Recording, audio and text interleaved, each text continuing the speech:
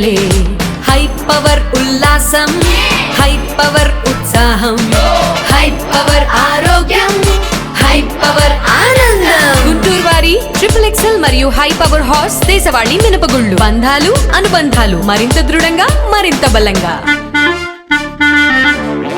రాష్ట్ర ముఖ్యమంత్రి చంద్రబాబు విధానాలతో ఏపీ తీవ్రంగా నష్టపోతుందని మాజీ మంత్రి అంబటి రాంబాబు ఆరోపించారు. అమరావతి అంతా భ్రమరావతి అని ప్రజలు గమనిస్తున్నారని చెప్పుకొచ్చారు.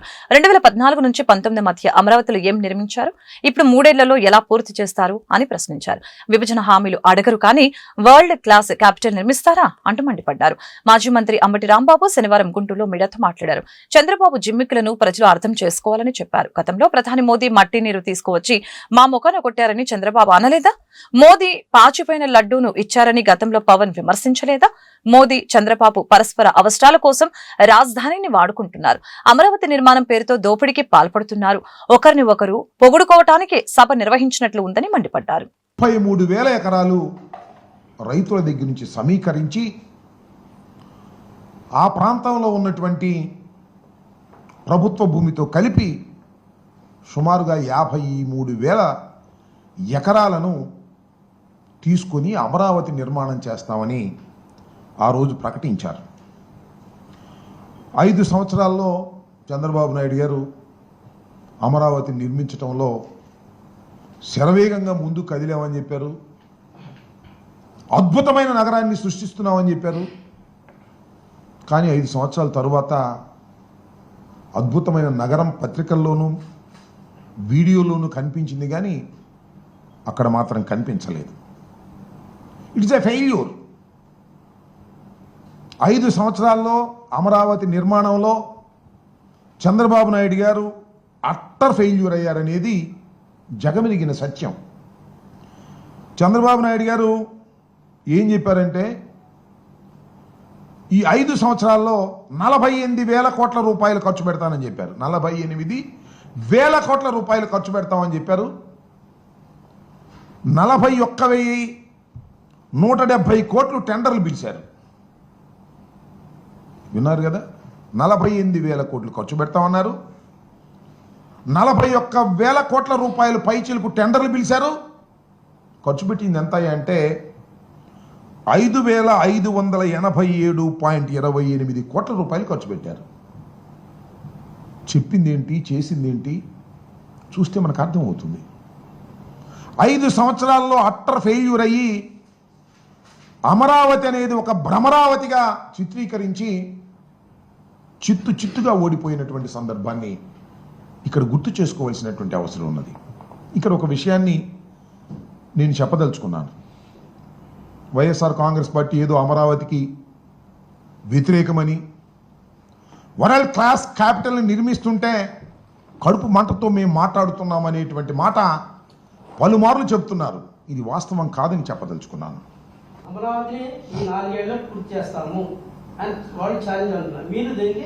నేను ఒక మాట చెబుతున్నా. గతంలో ఏం చెప్పాడు చంద్రబాబు నాయుడు గారు?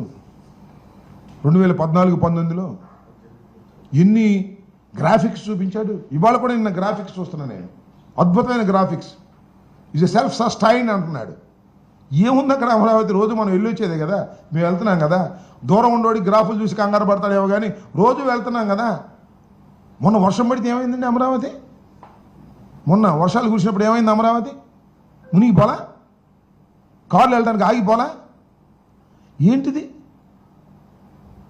సో చంద్రబాబు నాయుడు గారు గతంలో కూడా అమరావతిని అద్భుతంగా తీర్చిదిద్దామని చెప్పి తీర్చిదిద్దలేక ఫెయిల్ అయ్యి అన్నీ తాత్కాలికంగా కట్టి, నేను తెలియకొడతానండి సెక్రటేరియట్ 11 అంతస్తులు వేయడానికి కావాల్సిన పునాదులు వేసామన్నారు. దాని మీద వేయొచ్చుగా.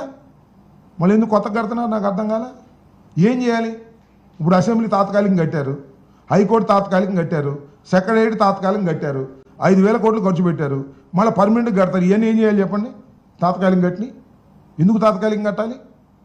నువ్వు చేసిన తప్పేంటి? 10 సంవత్సరాల పాటు హైదరాబాద్ రాజధానిగా ఏర్పాటు చేసుకో, నీ ఉమ్మడిగా ఉండొచ్చు అని చెప్తే అది వదిలేసి పారిపోయించావు కదా. నీ తప్పిదం కాదు అది, నీ దుర్మార్గం కాదు అది. నిన్ను తంతే ఇక్కడికి వచ్చావు కదా. నువ్వు ఇక్కడికి వచ్చి అన్ని తాత్కాలికం కట్టి రాష్ట్రాన్ని సర్వనాశనం చేసావే 5,000 కోట్ల రూపాయలు ఖర్చు పెట్టి. ఎవరు తప్పు చేశారు? ప్రజలు తప్పు చేశారు. నువ్వు తప్పు చేశావు. నువ్వు తప్పు చేసి కట్టుబట్టలతో వచ్చానంట. కట్టుబట్టలు ఎవరు రమ్మన్నారు? నిన్ను 10 సంవత్సరాలు అక్కడ రాజధానిగా ఉండమన్నారు. మిమ్మల్ని 10 సంవత్సరాలు ఇన్ఫ్రాస్ట్రక్చర్ కట్టుకోమన్నారు. 2,500 కోట్ల రూపాయలు మేము ఇస్తామన్నారు. ప్రత్యేక హోదా ఇస్తామన్నారు. పోలవరం నిర్మాణం చేస్తామన్నారు. ఏదైంది ఒకటి చెప్పు? పోలవరం నిర్మాణం అయిందా? 2,500 కోట్లు మాత్రం ఇచ్చారు. పోలవరం నిర్మాణం కాలా? ప్రత్యేక హోదా రాలా? నువ్వు మాత్రం పారిపోయొచ్చావు. అక్కడ తంతారని పారిపోయొచ్చి ఇక్కడికి వచ్చి అన్ని తాత్కాలికం అని కట్టి డబ్బులన్నీ సర్వనాశనం చేసి ఇవాళ మళ్ళా అప్పుల కోసం ఎగబడతా ఉన్నావు. 52,000 కోట్ల రూపాయలు అప్పులు తీసుకొచ్చేటటువంటి పరిస్థితి ఉందా ఇవాళ రాష్ట్రానికి? ఏదో కేంద్ర ప్రభుత్వం నీకు అనుకూలంగా ఉంది కాబట్టి వాళ్ళు పర్మిషన్ ఇచ్చారు. గ్రాంట్ ఇచ్చారా? పోనీ గ్రాంట్ తెచ్చుకో. సో చంద్రబాబు నాయుడు గారు ఒక అద్భుతమైన అబద్ధాలు ఆడి అమరావతి పేరుతో ఆంధ్ర రాష్ట్రాన్ని మోసం చేస్తున్నారు. ఇది ఇవాళ కాకపోయినా అమరావతి రైతులకి, రాష్ట్ర ప్రజలకి, నలుచెరుగులా ఉన్న రాష్ట్ర ప్రజలకి, శ్రీకాకుళం దగ్గర నుంచి తిరుపతి, అనంతపురం అక్కడ ఉన్నటువంటి ప్రజానీకానికి కూడా తెలిసి వస్తుంది. అమరావతి సర్వస్వం అనుకోవటం చాలా తప్పది. ఇది అన్యాయం, ఇది అక్రమం, ఇది దుర్మార్గం కూడా అని సందర్భంగా చెప్పదలుచుకున్నాను. ఇంగ్లీష్ మీడియా ఛానల్లో డిప్యూటీ సీఎం పవన్ కళ్యాణ్ గారు ఒక స్టేట్మెంట్ ఇచ్చారు. ఏమని? ముస్లింస్ అందరూ కూడా ఉగ్రవాదులే. దీనికి మీరేమంటారు? ఆయనకి నేనేంటంటే పవన్ కళ్యాణ్ గారికి కన్సిస్టెన్సీ ఉండదు. ముస్లింలే దేశభక్తులు అంటాడు, ముస్లింలే ఉగ్రవాదులు అంటాడు. మళ్ళా ఈ రకంగా కన్సిస్టెన్సీ లేనటువంటి స్టేట్మెంట్స్ పవన్ కళ్యాణ్ గారు ఇవ్వటం సర్వసాధారణం. ఆయన ఒక చిన్నపిల్లోళ్ళు అంటాడు. అందుకనే మన మోడీ గారు చాక్లెట్ కూడా ఇచ్చాడు. ఆయన కన్సిస్టెన్సీ ఉండదు. ఆయన ఎప్పుడు ఏ మాట మాట్లాడతాడో తెలియదు.